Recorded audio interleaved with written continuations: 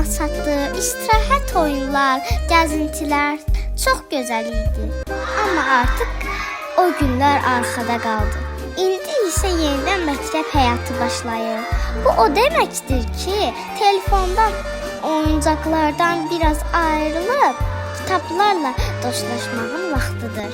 Birinci sinifi uğurla başa vurdum və artıq ikinci sinifə qəddəm qoyuram. Məktəbimi və sevimli müəlliməm üçün çox darıxmışdım. Dostlarımı yenidən gördüyümə çox şadam.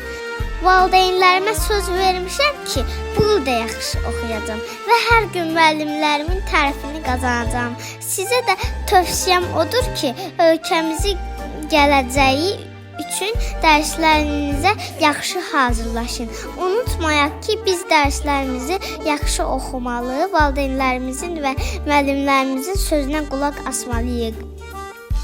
Əminəm ki, hər birimiz çalışsaq, gələcəkdə həkim, müəllim, mühəndis, alim, rəssam, musiqiçi və başqa peşələrdə uğur qazanacağıq.